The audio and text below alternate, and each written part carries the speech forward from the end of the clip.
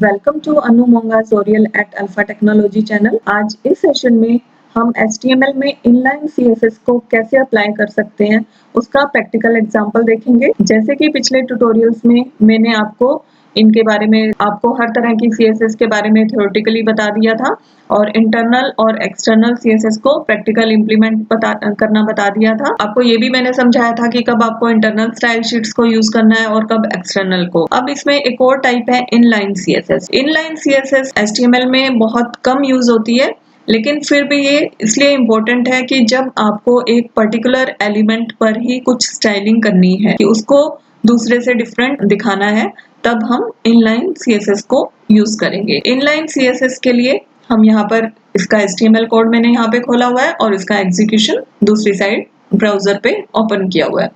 अब यहाँ पे हम HTML का कोड देखते हैं।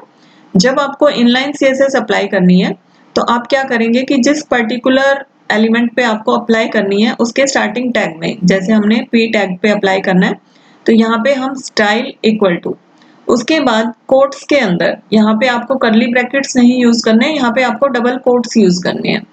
उसके अंदर आप सबसे पहले जो स्टाइल की प्रॉपर्टी है उसका नेम दे दीजिए, फिर कॉलन, फिर उसकी वैल्यू, इस तरह से, फिर सेमीकोलन।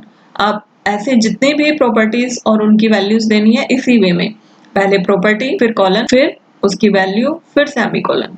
इस तरह से हमने यहाँ पर 6-7 प्रॉपर्टीज को अप्लाई कर रखा है। आप जितनी भी प्रॉपर्टीज अप्लाई करना चाहें एक पर्टिकुलर एलिमेंट पे वो कर सकते हैं।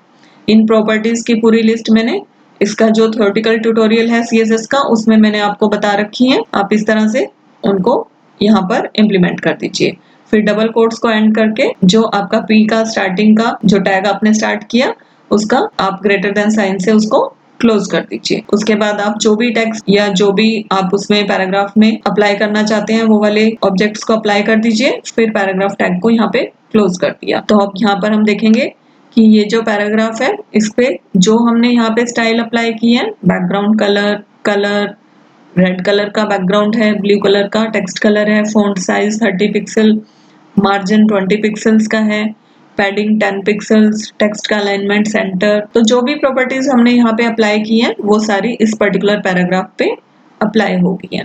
अब अगर आप इसके बाद कोई पैराग्राफ लोगे उस पे ये प्रॉपर्टीज दिखाई नहीं देंगी, बिकॉज ये सिर्फ एक ही पैराग्राफ पे अप्लाई होंगी। जबकि इंटरनल या एक्सटर्नल स्टाइल शीट पे हम किसी पैराग्राफ पे अगर कोई स्टाइल अप्लाई करते हैं तो वो सभी पैराग्राफ्स पे अप्लाई हो जाता है। इसी तरह से आपको कहीं और, जैसे हमने हेडिंग 1 के अंदर भी स्टाइल दिया तो इसमें हमने सिर्फ स्टाइल इक्वल टू कलर और फॉन्ट साइज, ये दो ही प्रॉपर्टीज को सेट किया। तो यहाँ पर देखें हम, this is heading with red, इस तरह से आपको कुछ और अप्लाई करना है। फॉर एग्जाम्पल जैसे मैंने यहाँ पे टेक्स्ट अलाइन चेंज करना है तो यहाँ पे टेक्स्ट अलाइन आप किस तरह का करना चाहते हैं, सेंटर और फिर सेमीकोलन, इस तरह से इसको सेव करेंगे और रिफ्रेश करेंगे तो ये जो हेडिंग वाला टेक्स्ट है वो सेंटर अलाइंड हो गया। आप इस तरह से इनलाइन स्टाइल्स को यूज कर सकते हैं। तो इनलाइन स्टाइल्स हम उस केस में यूज करेंगे जब हमें एक पर्टिकुलर एलिमेंट पे ही वो स्टाइल अप्लाई करना हो। आई होप आपको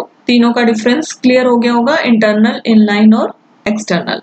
और इनलाइन किस तरह से आप अप्लाई कर सकते हो ये इस ट्यूटोरियल में मैंने आपको समझा दिया है। आई होप आपको ये समझ में आया होगा। और अगर आपने अभी तक ये चैनल सब्सक्राइब नहीं किया है तो प्लीज इसको सब्सक्राइब करिए और बेल आइकन को जरूर प्रेस करिए ताकि आपको आने वाली वीडियोस के बारे में पता चलता रहे। Thank you for watching.